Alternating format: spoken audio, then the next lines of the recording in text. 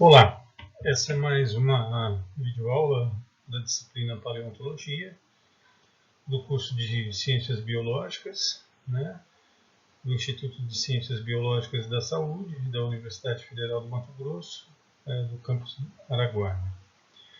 E a temática de hoje é paleoecologia.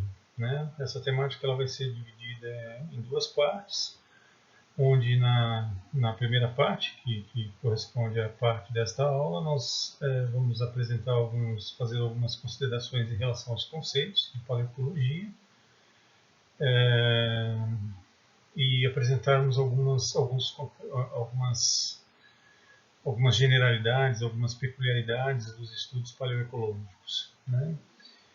E vamos falar também um pouquinho sobre o ambiente marinho, que nós vamos eleger para efetuarmos essa aula, como referência, para desenvolvimento da aula. E na segunda parte da aula, na parte 2, nós vamos falar um pouquinho sobre os fatores bióticos e abióticos que estão presentes no meio e que se relacionam com os organismos, com os indivíduos, com as populações, com as comunidades. E de que forma nós resgatamos informações desses fatores bióticos e abióticos do passado geológico através da paleontologia, ou seja, através do estudo dos fósseis. Ok? Então, uma boa aula a todos. Muito bem. Então, em termos de paleoecologia, para nós situarmos esse tema para vocês, eu já começo fazendo uma provocação, sugerindo uma reflexão, onde eu pergunto, a paleoecologia seria a mais completa informação paleontológica? O que vocês acham?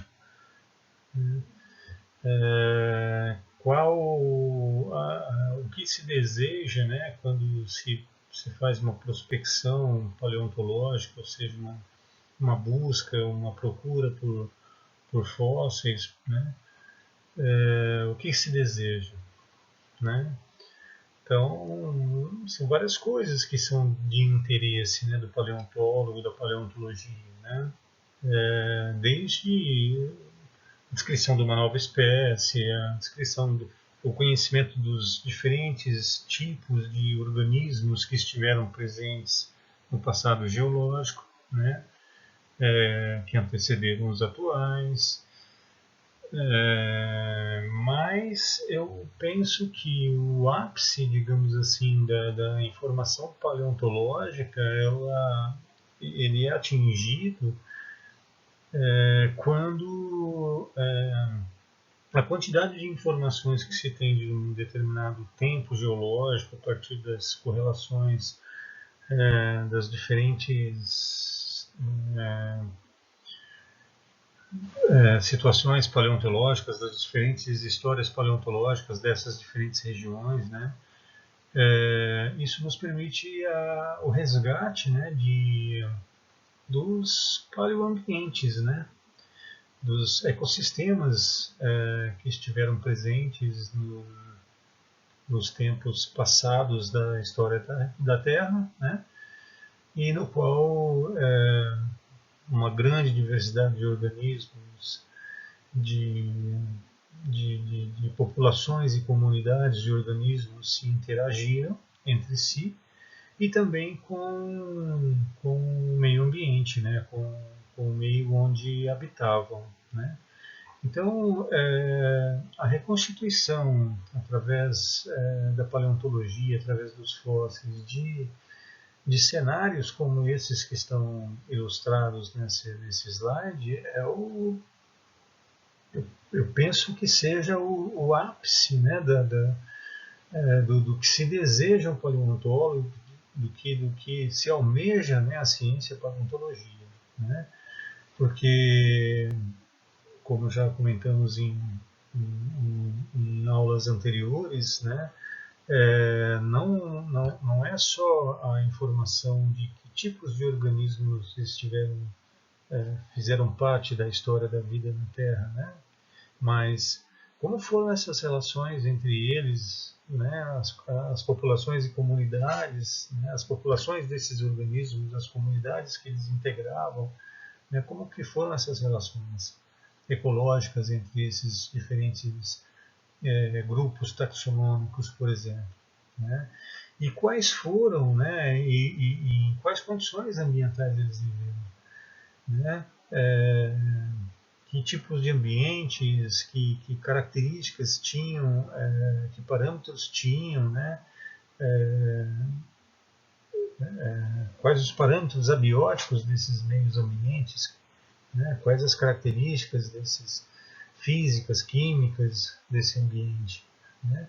Então tudo isso é o desejo maior, né? Da, da descoberta, da pesquisa paleontológica, né? É chegar à reconstituição de cenários como esses que estão ilustrados aqui. Então, no caso do cenário à esquerda, do lado direito, aqui nós temos um cenário representando aqui, né, um determinado momento da era paleozoica, né? Então nós temos uma diversidade de organismos, né, que fazem parte, né, da história da vida desse tempo geológico, né, que é essa era paleozoica, que vai de 541 a 245 milhões de anos. Então, todo um tempo geológico, né, onde a gente tem informações de como que a vida se desenvolveu, se procedeu e quais as interações ecológicas existiram entre os próprios organismos e entre os organismos e seus meios, e os meios onde eles habitavam, né? E do lado direito, na parte inferior, nós temos já um cenário já da era mesozoica, né, onde nós temos os grandes répteis que teriam dominado, né, aquela era, né,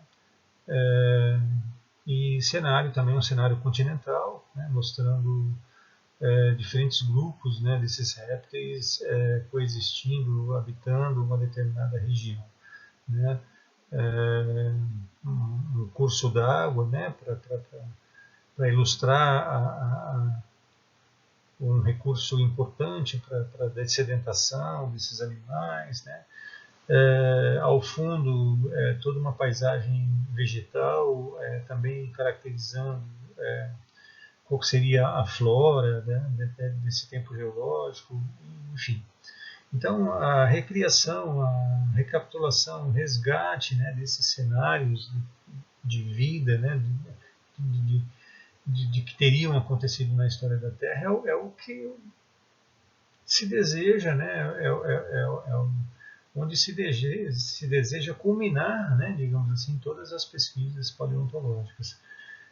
Portanto, eu diria que sim, a paleoecologia, né, o restabelecimento dessas relações paleoecológicas entre populações, comunidades e entre o meio físico, químico existente, me parece ser, se não a mais, mas uma das mais completas informações paleontológicas que nós podemos obter através do estudo dos fósseis. Bem,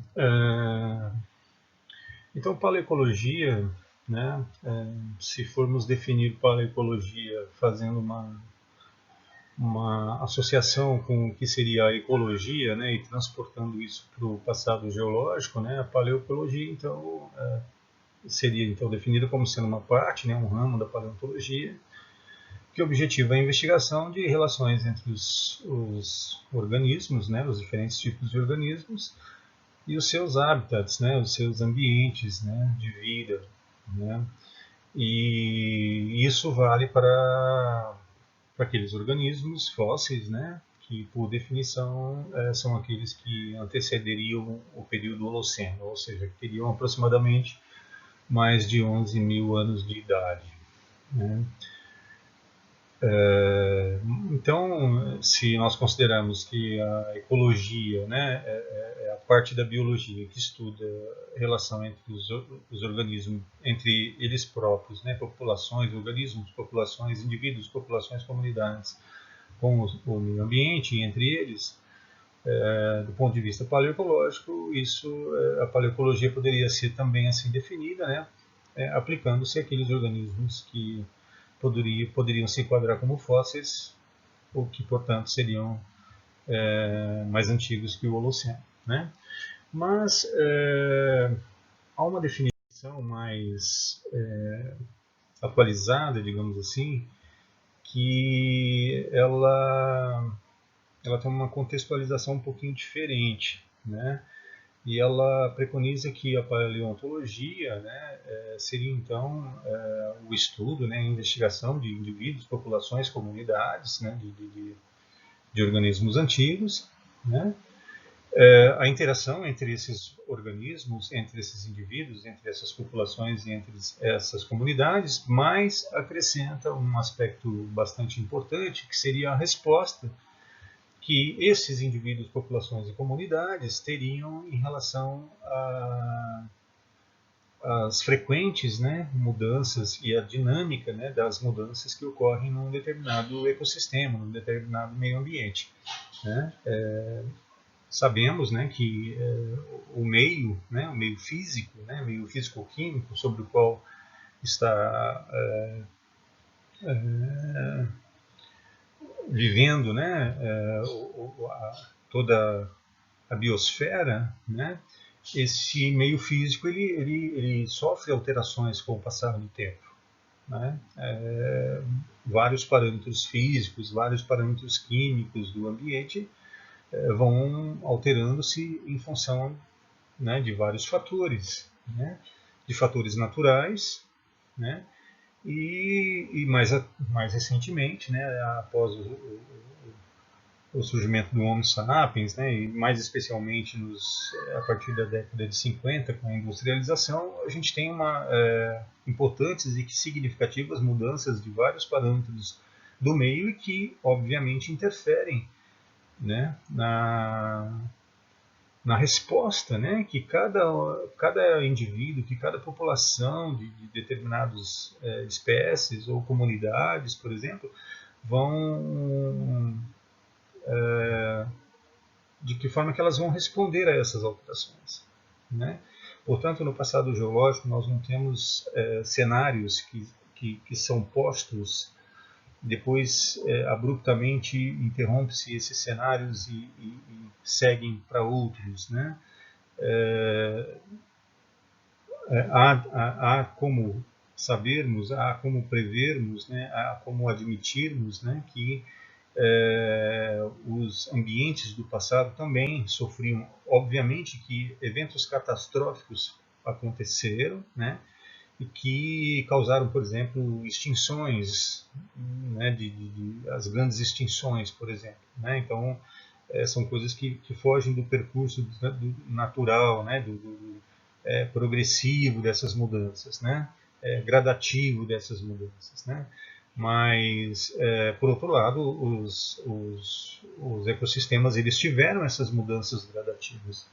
Então, cada cenário que se reproduz, né, e quanto mais restrito ele for a um determinado tempo geológico,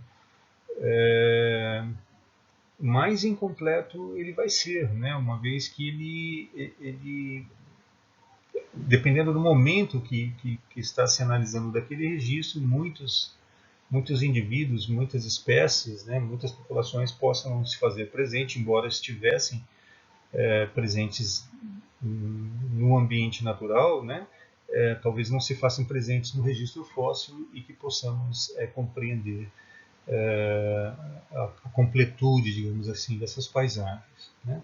Portanto, essa definição onde acrescenta, né, além da interação dos organismos entre eles e com o meio físico, com o meio ambiente, a resposta, né, que cada indivíduo, população, dá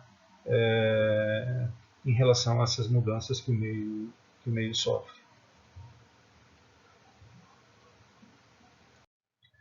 A paleoecologia, portanto, ela tem como seu norte, né, os fundamentos básicos de ecologia, né? Mas ela tem particularidades, né, que se relacionam à metodologia de investigação, né? Como assim? Bom, a ecologia estuda os seres viventes, os organismos atuais, né, que nós podemos observar diretamente essas relações, né, entre os organismos, entre eles, entre o meio ambiente, né?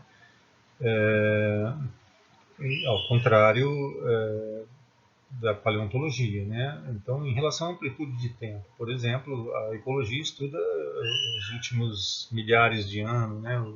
Desde a presença humana, vamos dizer assim, né? Seria os 11 mil anos últimos aí de estabelecido aí como limite entre, né, a paleontologia, né, e os tempos atuais, né? Mas e portanto a paleontologia estuda desde a origem da Terra, né, de 4,5 bilhões de anos, os primeiros organismos lá com 3,7 bilhões de anos, né, ou mais, e até esses 11 mil anos. Então, o intervalo de tempo de estudo, né, da paleoecologia é muito maior em relação ao tempo, a amplitude de tempo abrangendo o estudo da ecologia, né? Em relação à ecologia, também há de se destacar a escassez relativa, né, de dados, uma vez que o que se tem para estudar é o registro fóssil, né? E como já falamos inúmeras vezes, o registro fóssil é bastante incompleto, né? O processo de fossilização é uma exceção, né? Ou seja, o que se tem preservado como no registro fóssil representa muito pouco da diversidade, né, e da quantidade de organismos que existiram, né? Então isso também é algo que faz parte, né, do estudo da paleoecologia, essa escassez de dados, né, em relação à ecologia, né? E além do que, mesmo que se tenha preservados, né, mesmo que tenhamos, né, um registro fóssil consideravelmente importante e que nos permite fazer bastante considerações do passado geológico e da vida na Terra, né? A gente sabe que as próprias condições, né, deposicionais, né, e que podem ter, né, e certamente atuaram, né, no sentido de selecionar, né, organismos para serem preservados como fósseis, outros não, enfim. Então, é uma série de considerações, né, que a paleoecologia e dificuldades, digamos assim, né, que a paleoecologia tem em relação ao estudo da ecologia, né? E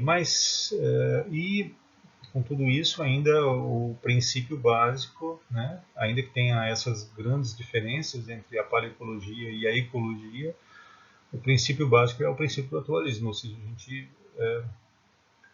transfere, né, a gente transporta esse conhecimento que nós temos daquilo que nós podemos observar hoje, né, ou seja, o conhecimento da ecologia, as relações ecológicas atuais, para interpretar relações ecológicas do passado, ou seja, a gente se utiliza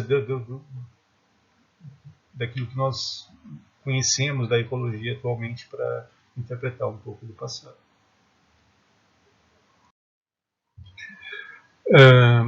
Bom, para a gente dar seguimento, né, nesse tema de paleoecologia, nós vamos falar um pouquinho, né, nós vamos eleger o ambiente marinho, né, como um ambiente ecológico para nós fazermos as considerações acerca do esquema de paleoecologia, né. Por que o ambiente marinho, né? Inicialmente porque o ambiente marinho, né, hoje no registro sedimentar, nas bacias sedimentares que temos, né, se nós assim analisarmos a grosso modo, nós poderíamos dizer que a maior parte do registro sedimentar, a maior parte do registro fóssil, né, ela tem de alguma forma alguma associação com o ambiente marinho, né? Possivelmente porque o ambiente marinho, ele, do ponto de vista de superfície, é o que abrange a maior área, né? Mas de uma forma geral, o grande registro, né, que se tem sedimentar do passado geológico, e o grande registro que se tem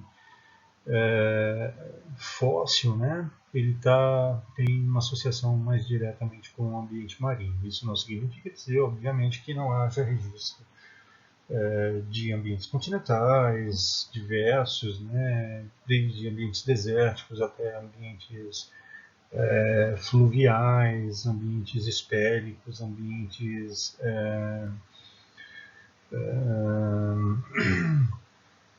de lagos, né, enfim, né, além dos ambientes transicionais, que seriam ambientes entre na região de costeira, né, como os deltas, estuários, enfim. E, portanto, nós vamos eleger o ambiente marinho como sendo nosso foco, né, para que nós possamos fazer essa abordagem paleoecológica e citando de que forma a gente resgata informações desses ambientes através, né, da paleontologia, através dos fósseis.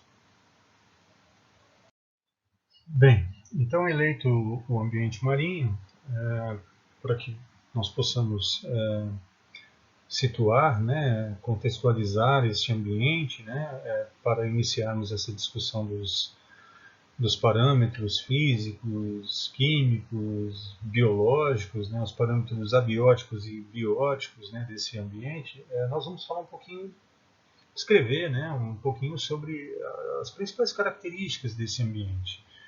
E vamos começar falando sobre a parte de relevo, ou seja, a geomorfologia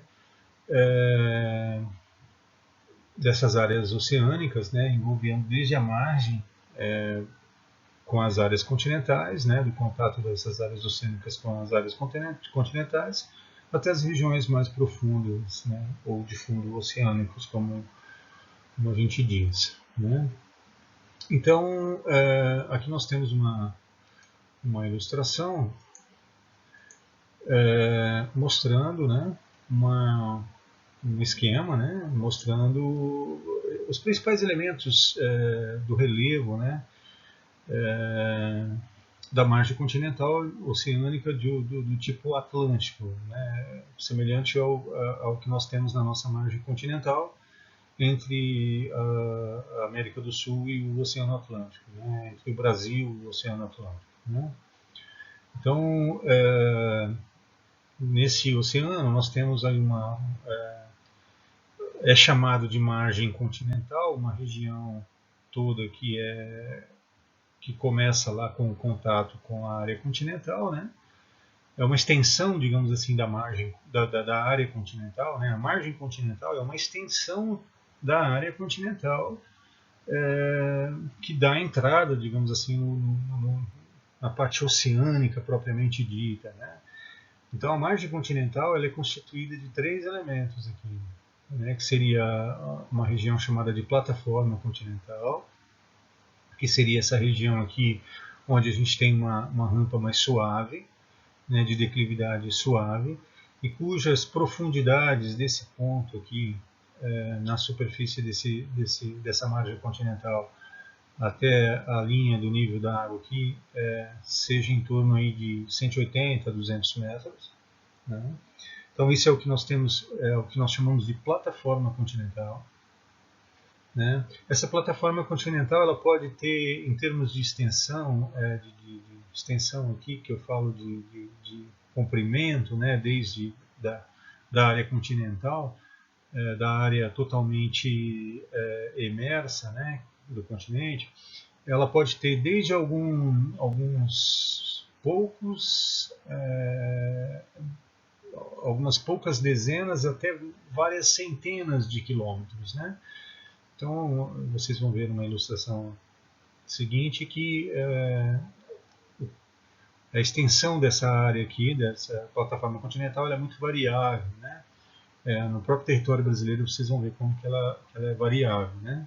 Mas normalmente ela pega de algumas dezenas de quilômetros até centenas de quilômetros, ela se estende, né? Em seguida, ainda dentro da margem continental, depois da plataforma, a gente tem uma rampa de maior declive, né? Que é uma rampa de maior declividade, vamos dizer assim, né? Que constitui aquilo que nós chamamos de talude continental. É onde a gente tem a quebra praticamente, né, da área do oceano para o ambiente marinho, né? Aqui que a gente tem esse ponto de inflexão aqui, né? Que é uma rampa que vinha suavemente, né, meio que dando continuidade ao relevo continental, e depois, a partir de um determinado ponto, tem esse grande talude, um talude mais inclinado, por vezes bastante fortemente inclinado, né, e que constitui o que a gente chama de talude continental. Esse talude continental, ele vai aí, né, de uma profundidade da ordem de 180 a 200 metros, que eu havia falado anteriormente, até aproximadamente 3.000 metros, até 3 quilômetros de profundidade. Depois segue uma rampa mais suave novamente, né, que nós poderíamos chamar, que é chamada, né, de sopé continental, né, é como se fosse o pé desse talude, né, o sopé, que é onde aqueles sedimentos que descem aqui por esse talude, né, acabam se depositando, muitos se depositam aqui, né? E isso vai de 3.000 a 4.000 metros de profundidade. E depois a gente tem aquilo que a gente chama de planície abissal, que seria uma região mais profunda, né? Ela não é completamente plana, como está ilustrado aqui, ela tem cadeias de montanhas algumas vezes, tal, né? Dentro da planície continental que a gente tem aquelas cordilheiras metroceânicas, né? E isso aqui vai até 4.000 metros de profundidade, isso aqui está na ordem de 4.000 metros de profundidade. A planície continental compreende o que a gente chama propriamente dito de fundo oceânico, né? Tá? Então, portanto, a gente tem as regiões da margem continental, né, que seria uma extensão, digamos assim, dos continentes, conforme já falamos, né,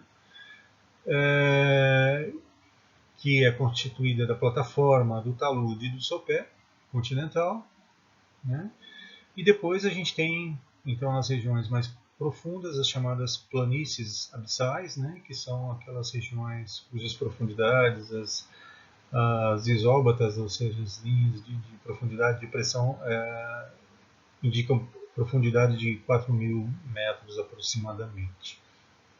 Ok? Aqui nós temos duas visões diferentes, né, do nosso planeta, do planeta Terra, com o objetivo de mostrar para vocês essas regiões marinhas que a gente chama de plataforma continental, que são regiões que fazem parte aí de uma extensão do continente, como se diz, né? E das regiões profundas, né? Mais profundas. Tá? Então aqui a gente tem nessa imagem da esquerda, né? uma imagem do Google Earth, né? E mostrando aqui o nosso planeta, né? O planeta Terra, nos nossos dias, né? Uma vista meio que aqui olhando o Polo Norte, né? Nós estamos olhando bem de cima do Polo Norte, é como se estivéssemos na na estação espacial lá, orbitando sobre o Polo Norte, né? Então aqui tem a Groenlândia, que é aquela região toda gelada, né, coberta de gelo, né? Enfim, e aqui a gente tem, por exemplo, esses tons de azul, esses tons verdes são as áreas continentais, né? São as áreas emersas, né? Dos continentes atuais, e essas regiões de tom azul claro são as chamadas plataformas continentais, né? Essas plataformas, essas regiões rasas, né? Que se estendem aí até 180, 200 metros de profundidade, né? Então, em períodos de maior glaciação, em períodos né, o último grande glacial, digamos assim, o último período, momento maior glacial, porque período glacial nós estamos ainda nele, na verdade, né? Mas o momento último maior de glacial que nós tivemos, né, que é aproximadamente 12 mil anos, admite-se que essas regiões dessas plataformas aqui, grande parte delas, né, estivessem imersas. Tá? Então, o nível da água dos oceanos, né, há 12 mil anos atrás, estaria muito mais baixo do que está atualmente, porque foi uma época que havia mais volume de material congelado, né? E essas regiões, então, que a gente chama de plataforma, que são regiões relativamente rasas dos oceanos, permitiam, né, migração, inclusive, de espécies da fauna e coisas assim do tipo, né? Enfim, a própria espécie humana admite-se, né, que ela tenha vindo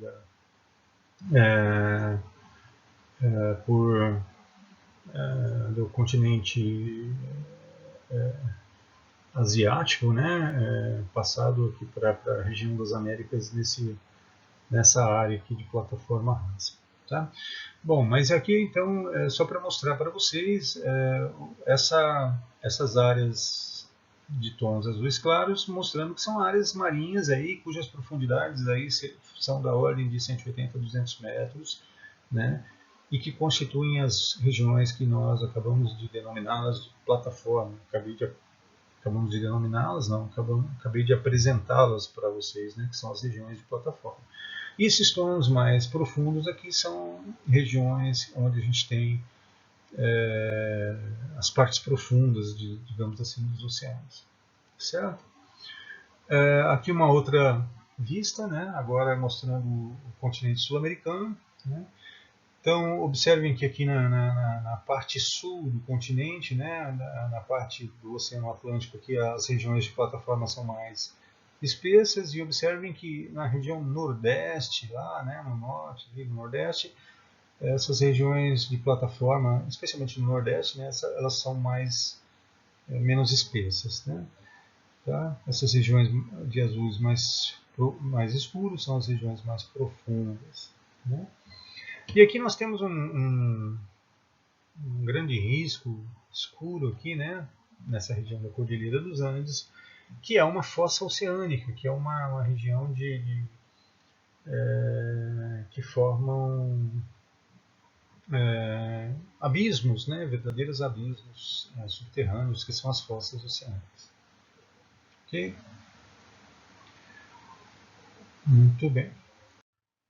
Da mesma forma, essa figura que temos aqui, né, mostrando aquilo que seria o mapa mundi do período devoniano, né, ou seja, digamos que aproximadamente 400 milhões de anos atrás, né, é como que estavam a distribuição das áreas emersas, né, digamos assim, e submersas, né? Então, o que tínhamos de terra e o que tínhamos de mares, né?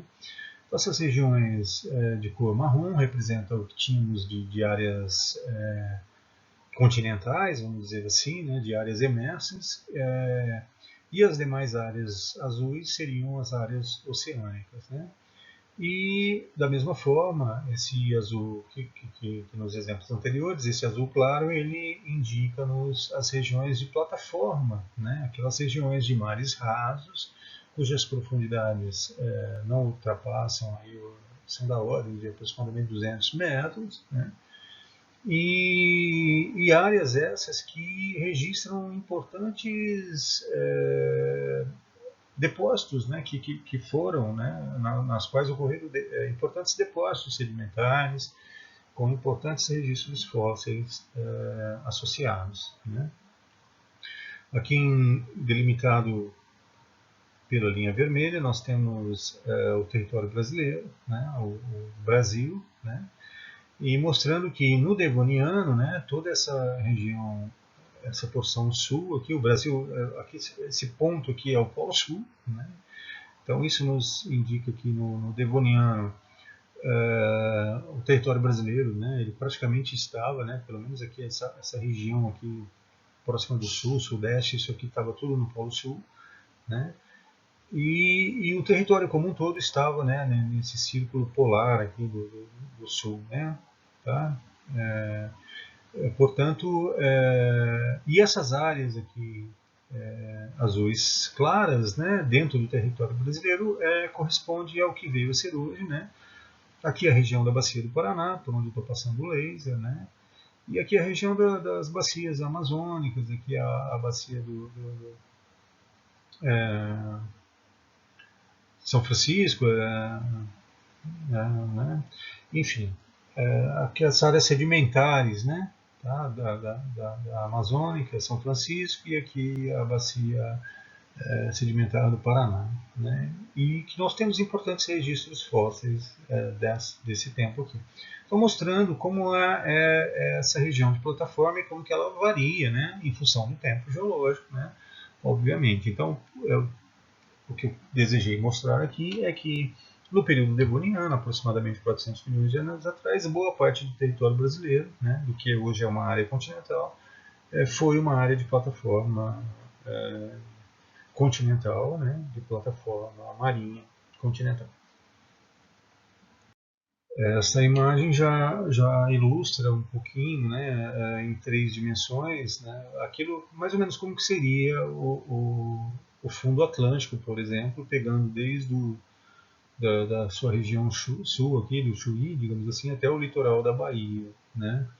Então aqui por onde eu estou passando o laser, né, essa região aqui seria a região de plataforma, né. Aqui a gente tem o talude continental, em seguida essa região aqui seria o sopé, e aqui nesse azul mais clarinho do fundo aqui seria as regiões abissais, né. Como eu disse para vocês, não é totalmente plano, tem uma série de cadeias de montanhas, né, as próprias ilhas que formam que pertencem ao Brasil, como as ilhas de Fernando de Noronha, como os rochedos de São Paulo, São Pedro, na Bahia, né? São topos de cadeias de montanhas que estão ali, né? Desde o fundo marinho e se estendem até a sua parte superior emergir, né? Então, e aqui a gente também tem uma boa noção, dá para vocês terem uma ideia, existe um exagero vertical, tá? Do ponto de vista dessa imagem, né? Mas isso é proposital para que vocês possam ter essa noção de plataforma, especialmente de talude, sopé e fundos oceânicos, né? E aqui pegando, né, desde a Bahia. Então você tem Bahia aqui, né, depois você tem o Espírito Santo, Rio de Janeiro, aqui você tem Minas Gerais, aqui você tem São Paulo, Paraná, Santa Catarina e Rio Grande do Sul, né? Observem que no sudeste aqui a plataforma ela é mais extensa, né? Já no nordeste, olha só como ela é bem rente ao continente, né? Já vem o talude continental. Bem rente aqui na imagem, né, significa nada aí algumas dezenas de quilômetros de extensão, né? Só para que vocês se enquadrem aí na escala da imagem. Uma outra ilustração também, essa possivelmente já conhecida de vocês, eu uso muito ela lá na geologia, mas mostrando as regiões de plataforma, né? Tá? Então, aquilo que, né, aqui na região norte, aquela região que já mostramos naquelas imagens do Google Earth, né? Aqui na África, né, observem a plataforma, aqui na região do Amazonas, né? Então, e naquela região brasileira, aqui Fortaleza, né? Aqui ela é mais ela é menos extensa, né? Mas aí mostrando, né, as regiões de fundos oceânicos propriamente ditos são essas regiões aqui mais profundas, né? E lá no meio dos oceanos, como vocês bem sabem, né, temos as cordilheiras mesoceânicas, né, que formam aquelas cadeias de montanhas. Aqui nós temos um encontro de placas tectônicas, aquela coisa toda, né, que é um encontro de falhas de placas, um tipo de fronteira, né, chamado na geologia de fronteira divergente, né. Aqui a gente tem esses falhamentos, que são falhas transformantes, né. E toda essa região aqui é uma região tectonicamente ativa, tem extravasamento de lavas, fluidos quentes, né? Enfim, é uma região ativa, tem sismos, né? Tem muitos gases são expelidos, né? Muitos materiais vulcânicos entre lavas e muitos materiais gasosos, né? Muitos gases são expelidos aqui, enxofre e outras coisas mais são expelidas aqui, né? Inclusive, como vocês devem ter visto lá no capítulo de biotas primitivas, né? Admite-se a origem para as faunas, desculpa, fauna não, mas para as formas de vida, para as bactérias mais antigas, né, conhecidas do planeta, como sendo provenientes de zonas semelhantes a essas aqui, desses fundos oceânicos. Né? Essas zonas de cordilheiras mesoceânicas, essas zonas que são providas de fluidos hidrotermais, ou seja, de materiais gasosos, né, que seriam aqueles materiais que serviam de nutrientes, digamos assim, para essas bactérias, que eram insumos para que essas bactérias pudessem proliferar. Aqui nós temos uma tabela meramente ilustrativa, só para que vocês possam ter ideia, né, das nossas áreas oceânicas. Tá? Então, grandes 4 oceanos, depois áreas marinhas, que na verdade são partes dos oceanos, os mares são partes dos oceanos, vamos dizer assim, né? Mais próximos da área continental em geral, né? E aqui as profundidades dessas áreas, né? Então, aqui os 4 grandes oceânicos, o Pacífico, o Atlântico, o Índico e o Glacial Ártico, né? As profundidades médias e as profundidades máximas conhecidas, né? Então, o Pacífico ele tem uma profundidade média lá daquelas regiões abissais de 4.028 metros, né? Mas lá também nós temos a região mais profunda conhecida, que é um abismo subterrâneo, que é a Fossa das Marianas, né? Que atinge 11.033 metros de profundidade. É, né? Um buraco, literalmente falando, uma enorme fenda, né? Que marca um contato de placas tectônicas, né? Que produz essa região aqui. O Atlântico, 3.926 metros em média, né? Também tem fossas como a de Porto Rico, que chega até mais de 9.000 metros. O Oceano Índico também um valor de profundidade média bastante elevado, até mais que o Atlântico, né? Também tem fossa, como a fossa de Sunda.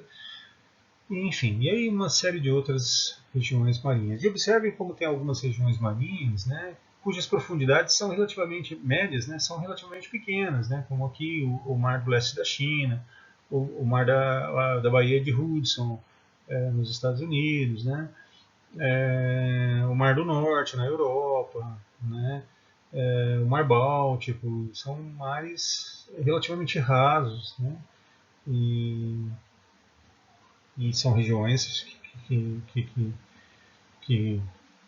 pela profundidade, né, já seriam são regiões que têm incidência de luz, enfim, há uma grande possibilidade de uma boa diversidade marinha nesses mares mais rasos, entendendo que existe muita vida nas regiões mais profundas, né, dos nossos mares, né, dos nossos oceanos, né, mas que a maior diversidade aparentemente está na zona mais rasa. Do ponto de vista ecológico, os oceanos eles podem ser divididos em duas regiões distintas, né? Que são a região que é chamada de região bentônica, né? E a outra região que é chamada de região pelágica. E o que são essas regiões? A região bentônica refere-se ao bento, ou seja, à superfície do fundo desses oceanos. Então, refere-se ao substrato, né, ao fundo por onde estou passando aqui a laser. Né? Tá? Então, toda essa região bentônica ela se estende, né, do início da plataforma, né, continental, passa pelo talude, pelo sopé, pela região abissal e vai até, no caso das fossas oceânicas, engloba todo esse fundo aqui, ou seja, a região do fundo, né, do assoalho, certo, dos oceanos, certo? Então envolve a região bentônica, ela é subdividida na região litorânea, na região nerítica, na região batial, na zona abissal e na zona adal. Tá? Então são as subdivisões da região bentônica: zona litorânea, nerítica, batial, abissal e adal. Já a região pelágica é aquela região que refere-se, compreende a lâmina d'água, né? Não mais ao fundo, mas a todo esse espaço aqui que é preenchido pela água, né? Certo? Então são duas regiões: a região que envolve o fundo, a superfície desse fundo, o assoalho, e a lâmina d'água propriamente dita. A primeira região bentônica, a segunda região pelágica. E a região pelágica, né, ela é subdividida em zonas epipelágica, mesopelágica, infrapelágica, bate-pelágica, abissopelágica e adopelágica, isso variando a partir de referenciais de profundidade, que nós vamos ver um pouquinho mais nos slides seguintes. Olhando um pouco mais para a região bentônica, então, agora, né, a gente tem aqui, como já dissemos, né, as zonas litorânea, nerítica, batial, abissal e adal. Né? E o que são essas regiões? Né? O que são essas zonas, né, essas subdivisões dessa grande região? Né? Bom, é chamada de zona litorânea aquela região que fica entre as marés alta e baixa. Né? Então nós temos variações de maré durante, por exemplo, um dia, né? E a maré atinge o seu ápice, né? na pré-mar, como se diz, e o seu nível menor na baixa mar, ou seja, na maré baixa. Tá? Então essa extensão, né, que liga essas linhas de maré alta com maré baixa constitui a região denominada de litorânea. Então a região litorânea ela tem essa característica, a sazonalidade de hora estar emersa e hora estar submersa. Né? Ela está submersa no momento da maré alta e ela está emersa no momento da maré baixa. Ok? Após a zona litorânea, a gente tem a zona nerítica, né, que vai desde a maré baixa, no caso, né, que é o limite com a zona litorânea, até profundidades da ordem de 180 metros. Basicamente, a região nerítica, né, falou 180, mas isso mais ou menos, né? Então pode ser 200, como os limites que aproximadamente estabelecemos ali para definir as plataformas, né? Então, em geral, a zona nerítica ela compreende a plataforma continental, aquela rampa suave que mostramos há pouco, né, no mapa geomorfológico dos oceanos, que representa, digamos assim, a extensão, né, que é a extensão mais ampla assim, do continente em relação ao mar. Né? Depois, aí a gente tem as chamadas, as regiões mais profundas, né? A começar pela zona batial, que vai de 180 a 200 até as profundidades de 2.000 metros. Segue-se com a zona abissal, que vai de 2.000 a 6.000, né? que conforme destaca aqui no texto, né, do slide, que é o mais amplo, né? Zona dessa região marinha, né, que é 60% da superfície da Terra está nessa região. Né? E, por último, a gente tem a zona Adal, que compreende as grandes fossas oceânicas. Né? E essa, por sua vez, é um pouco expressivo em termos de área. Né? Um percentual um pouquinho maior do que 1% de toda a região, toda a crosta, né? De toda a região oceânica. Tá? Enfim, então a zona bentônica, como já dissemos, compreende os fundos, essas regiões de fundos, né? Ganham nomes diferentes em função desses níveis de profundidade, e compreende o fundo, o bento. Okay? Já a região pelágica compreende a lâmina d'água, conforme já falamos também. Né? E da mesma forma, assim como na região bentônica, existem delimitações de zonas, né, que baseiam-se nas profundidades. Né?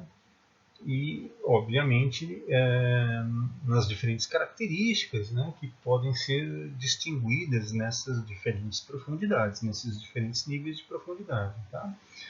Então, tudo começa com a mais superficial dessa parte dessa região pelágica, que é o que é chamada de zona epipelágica. Né? Ela é a mais superficial, ela é super bem iluminada, totalmente a luz incide completamente, né? E ela se estende até uma profundidade que vai até aproximadamente 100 metros. Tá? Então, uma região bem iluminada, de superfície, né? Tem agitação de água, você tem oxigênio dissolvido ali, né? Por ocasião dessa agitação das águas, né? Das ondas que se formam na superfície das lâminas de água. Né? Então, já dá para imaginarmos zonas mais bem oxigenadas, né? E coisas assim do tipo. Logo abaixo a gente tem a chamada zona mesopelágica, né? Que fica entre 100 e 180 metros, 200 metros, né? Que também é uma região iluminada. Né? Claro que a incidência de luz vai se perdendo à medida que a profundidade vai avançando, mas ainda até 180 a 200 metros de profundidade a gente tem as chamadas zonas fóticas, né? Ou seja, zonas onde a luz alcança. Né? Tá? Então, a zona mesopelágica, indo até 180 a 200 metros, também ela compreende, digamos assim, a lâmina d'água que se estabelece praticamente sobre todas as plataformas, né? Vamos dizer assim, além, obviamente, de toda essa lâmina d'água superficial que se estende pelos oceanos. Abaixo existe a zona infrapelágica, que vai de 180 ou 200, né, que nós estamos aqui estabelecendo como limite, até mais ou menos 500 metros de profundidade. Segue-se a zona bate-pelágica, que vai de 500 a 2.000 metros. A zona abissopelágica, aqui já começamos a misturar o termo. Né? Observe que a gente tem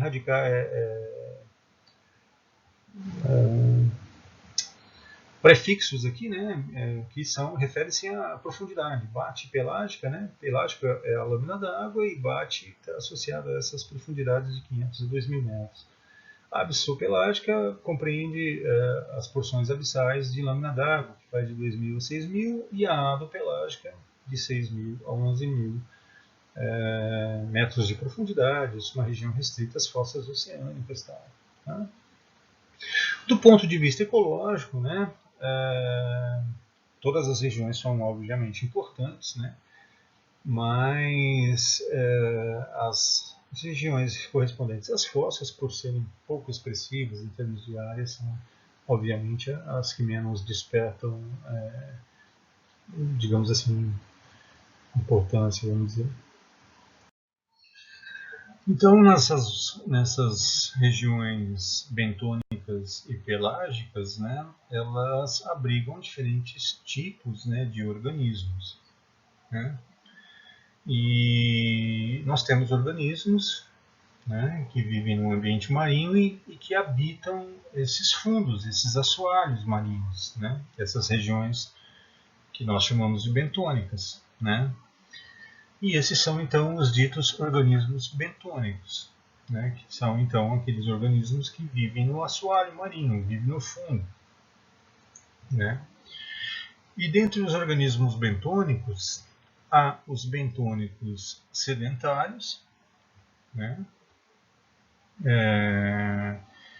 que são fixos nesses fundos marinhos, né, nesses fundos oceânicos, dessas áreas marinhas, e temos os organismos bentônicos livres, que são os bentônicos vágeis, né, que são aqueles que são livres, que eles podem se movimentar nesses fundos marinhos. Os fixos são fixados, né, como o próprio nome já diz, né, os sedentários, eles são fixados, eles ficam estabelecidos no mesmo local, eles não se movimentam. E os organismos bentônicos vágeis, ao contrário, são os que se movimentam, né?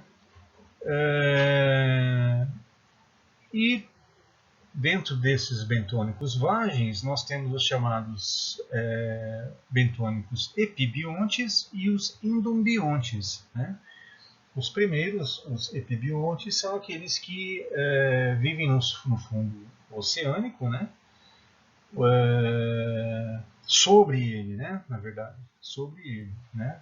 Ou sobre um objeto que está ali naquele fundo oceânico, né? Como, por exemplo, muitos organismos vivem fixados, por exemplo,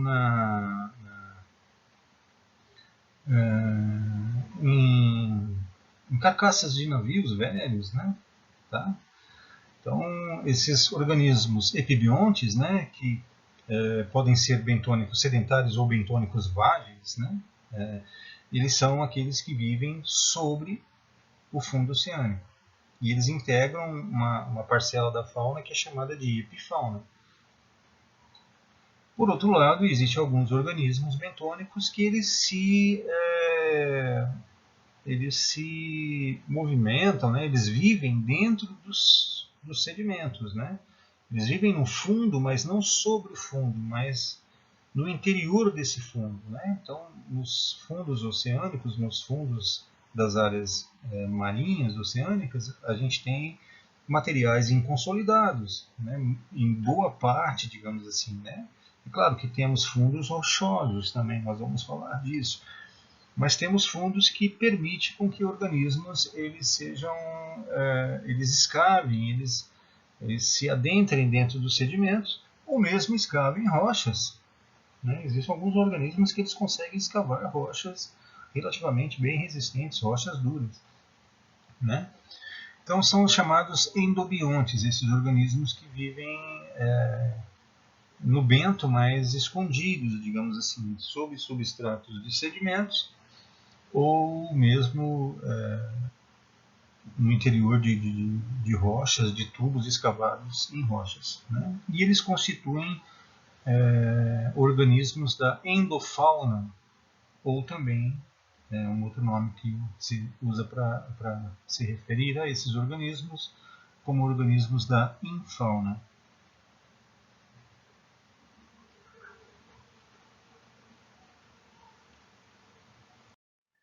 E no ambiente, na zona pelágica, na região pelágica, né, nós temos então, obviamente, os organismos pelágicos, né, que são aqueles organismos que vivem nessa lâmina d'água, né, no corpo de água, né.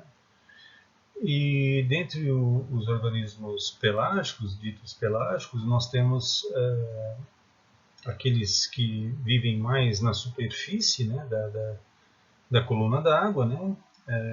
Normalmente são organismos menores, né, que não têm muito poder de natação e, portanto, flutuam, né, nessas porções mais superficiais da lâmina d'água e são passivamente movimentados, né, por ação de correntes, né?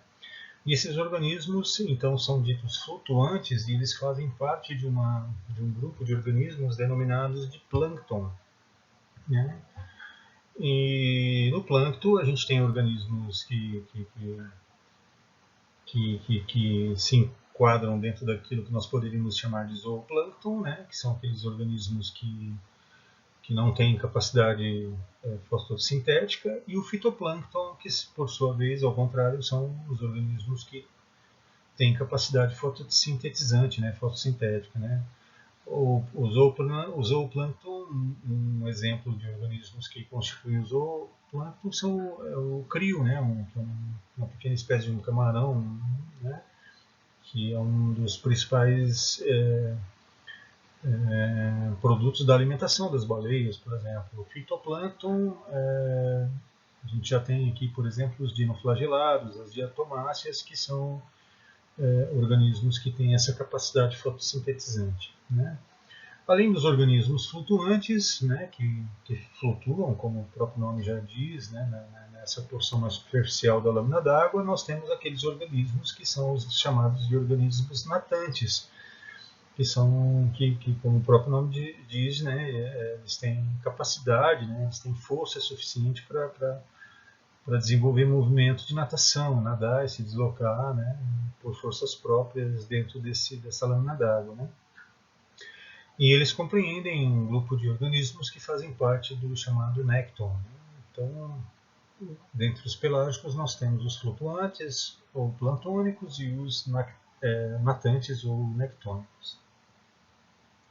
Aqui uma ilustração para tentar demonstrar um pouquinho desses diferentes hábitos de vida desses organismos marinhos, né? Então, o primeiro grupo ali, aqueles organismos flutuantes, né? Constituem-se os plantônicos, né?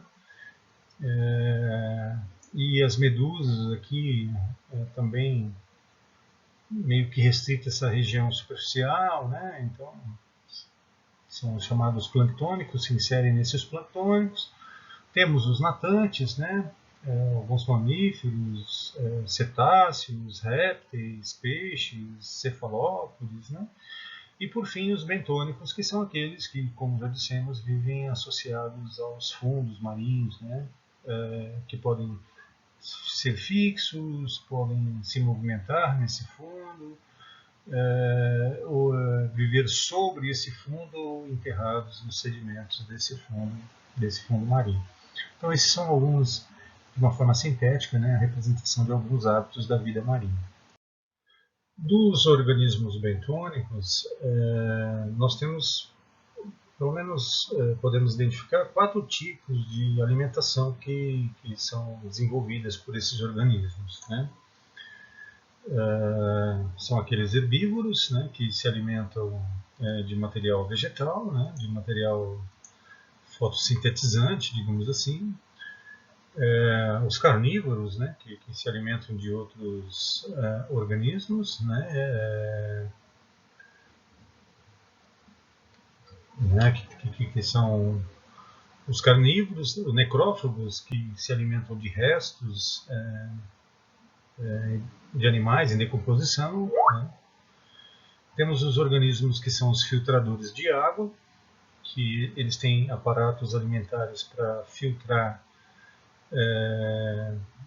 retirar os nutrientes da água e devolver a água para o ambiente.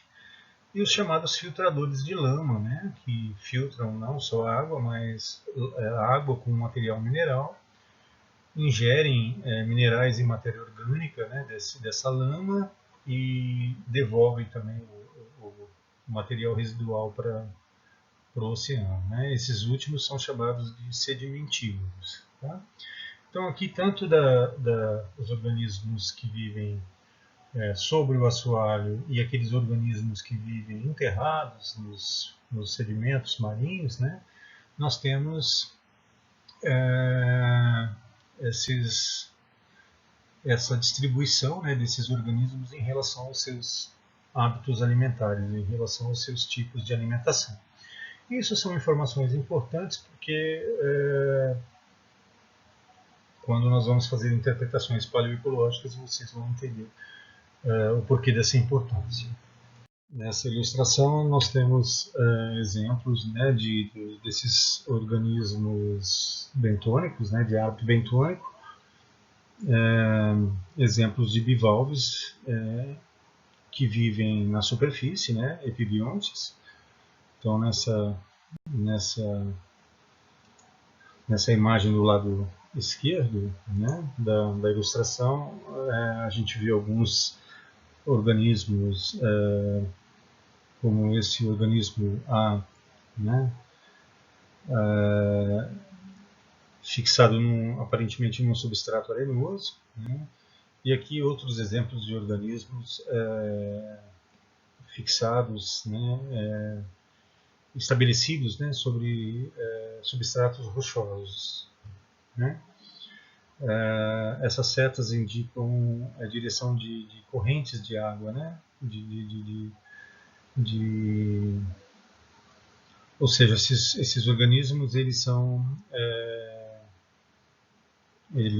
são filtradores, né, eles absorvem, né, por essas regiões a água, né, filtradores de água, e retiram dessa água os nutrientes necessários à manutenção do seu metabolismo, e os excrementos são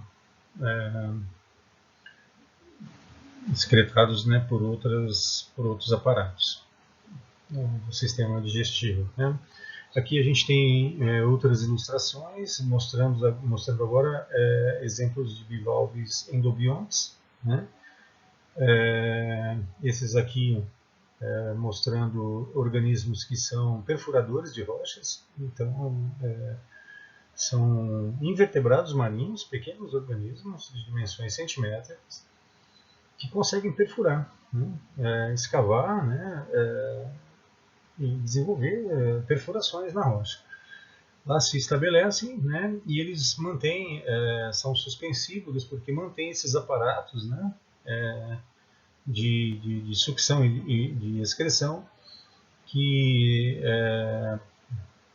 obtêm a água, né, filtram a água e excrementam aquilo que não é absorvido pelo corpo, que não é interessante na absorção né, pelo processo digestivo. No outro exemplo aqui mais abaixo, da mesma forma, organismos endobiontes atuais, né, de fundos moles, ou seja, pressupõe-se aqui que sejam areias inconsolidadas, digamos assim. Então, da mesma forma, alguns organismos eles vivem dentro desses sedimentos, né, e são também suspensívoros no sentido de que mantém suspensos esses aparatos, né, que vão absorver e vão filtrar essas águas e vão excretar as águas residuais, né. E em C nós temos um exemplo de um organismo sedimentívoro, ou seja, ele é um filtrador de lama. Na verdade, o aparato dele de filtragem ele fica dentro do sedimento. E aí ele né, suga esse sedimento né, saturado aqui, né, cheio d'água, e substâncias minerais são sugadas, né, para a sua digestão. E por fim, ele mantém um aparato de excreção ligado à superfície, onde ele faz a excreção daquilo que não, dos resíduos, né, do seu organismo. Tá? Então são alguns exemplos de hábitos de organismos bentônicos em relação à forma como eles vivem, né, escavadores, a turminha da infauna, os organismos da infauna, os organismos da epifauna, né? Escavadores de rocha, escavadores de lama, enfim. Tá? Muito bem, e tudo isso, né, todo esse contexto que nós fizemos em relação ao ambiente marinho, né, falando das características dessas diferentes regiões marinhas, das subdivisões dessas regiões, né, e de alguns hábitos dos organismos plantônicos, nectônicos e bentônicos, especialmente os bentônicos, né, a gente vai, então, a partir de então, começarmos a fazer as devidas correlações para o estudo da paleoecologia, né, propriamente dito, né, e o que se deseja, né? Então, só para que voltemos ao tema de paleoecologia, né? Então, falamos que paleoecologia estuda aquelas interações entre indivíduos, populações, comunidades, né, as interações entre elas, entre o meio e como que elas reagem às modificações, à dinâmica de modificações do meio ambiente, né? Mas o que nos interessa saber acerca desses paleoambientes, acerca desses... o que nos interessa resgatar desses paleoambientes, dessas relações entre os organismos e dessas relações desses organismos com o meio? Bom, o que nos interessa são as relações biológicas, né? Compreender o que a gente chama de fatores bióticos, né? Então, desde a cadeia alimentar, as relações ecológicas que existem entre os organismos, se há competição, se há simbiose ou outros tipos de relações ecológicas, né? Como que são esses indivíduos, essas populações em relação à cadeia alimentar, quem é o predador, quem é a presa, como que é esse processo, né? Tudo isso são fatores bióticos do ambiente que é desejado ser entendido, né, no estudo da paleoecologia, né? Mas, além disso, né, o que se deseja também é obter informações acerca dos chamados fatores abióticos, né, que são aqueles fatores de natureza física e de natureza química, né, do meio ambiente, né? E que fatores são esses, né? Então, aqui a gente tem alguns exemplos de que fatores são esses, né? Por exemplo, o caráter do substrato. Nós falamos, né, que faz diferença na distribuição dos organismos, por exemplo, saber se o substrato rochoso ou o substrato de sedimentos inconsolidados, né? Substrato rochoso, determinados organismos se estabelecem nele. Por outro lado, esses mesmos organismos não se estabelecem, por exemplo, em substratos de sedimentos inconsolidados. O grupo de organismos que se estabelecem em ambientes de substratos inconsolidados é diferente daqueles do substrato rochoso, né? Portanto, quando a gente começa a encontrar associações fósseis num afloramento rochoso, numa determinada unidade sedimentar, você começa a decifrar isso a partir do princípio do atualismo. Se você tem organismos que você tem correlações com organismos viventes atuais, e você sabe que aquele tipo de organismo, aquele grupo de organismo, aquele grupo taxonômico, ele é um grupo de substrato bentônico, de substrato inconsolidado, você já começa a visualizar isso nesse resgate desse paleoambiente, naquela paisagem, né, que nós desejamos resgatar, né, que seria recriar todo o seu ambiente natural dentro da sua máxima fidelidade de realidade, né? Tá? Então, o caráter do substrato, por exemplo, é um fator abiótico importante, né? Uma vez que, dependendo dos tipos de substrato, eles determinam a distribuição dos organismos, né? A luz, né? Já falamos para vocês que a luz no ambiente marinho, né, que elegemos para fazer as considerações paleoecológicas dessa aula, falamos, por exemplo, que a luz é limitada a uma determinada profundidade, né? E, portanto, os organismos produtores, por consequência, os fotossintetizantes também, ficam limitados a essas profundidades onde ocorre a incidência de luz, né? Então, observe que, a partir das associações fósseis e da utilização dos princípios do atualismo, né, para estabelecer essas relações histológicas, a gente mais ou menos vai resgatando as características desse hábitat, né, desse meio ambiente. Né? Da mesma forma, a temperatura, né, nós temos organismos que eles vivem em áreas frias, em águas frias, temos organismos que vivem em águas temperadas, temos organismos que são exclusivos de águas tropicais, de águas relativamente quentes, mornos, né, vamos dizer assim, né? Então é outro fator que distribui, né? A temperatura varia desde com a latitude, né, e varia também com profundidade. Salinidade. A salinidade não é homogênea no ambiente marinho. Existem determinadas regiões que a salinidade é maior, outras regiões onde a salinidade é menor. E, certamente, existe toda uma distribuição de diversidade de organismos que está associada à salinidade, né? Profundidade, né? Da mesma forma, né? Taxas de oxigênio, né? Então, sabemos que não é homogêneo o oxigênio livre, por exemplo, disponível na água dos mares, né? Não são em todas as profundidades que você tem essa disponibilidade desse elemento, né? De uma forma livre, para que alguns organismos, por exemplo, possam utilizá-los na sua combustão, na sua respiração, né? Nutrientes, pH das águas, essas águas são ácidas, são básicas, são de pH intermediário, como que é isso, né? Então todos esses fatores, é possível nós restabelecermos esses fatores a partir das associações fósseis, né? Sempre utilizando o princípio do atualismo, mas dessas associações fósseis que nós encontramos nessas rochas, ok? Então esse é um aspecto interessante que a gente quer chamar a atenção, né? E a partir da próxima aula nós vamos falar como, né? E lembrando que eu falei que as assembleias fossilíferas, né? A diversidade de organismos que são encontrados como fósseis são indicadores desses elementos aqui, mas não são os únicos e exclusivos indicadores, né? A própria rocha que contém fóssil pode ser indicativa de algum parâmetro ambiental, físico desse daqui, né? De algum parâmetro físico-químico desse daqui, né? As relações isotópicas entre isótopos de elementos, carbono, oxigênio, são coisas interessantes, né, das quais nós vamos falar, porém nós vamos falar no segundo momento, que seria a parte 2 dessa videoaula.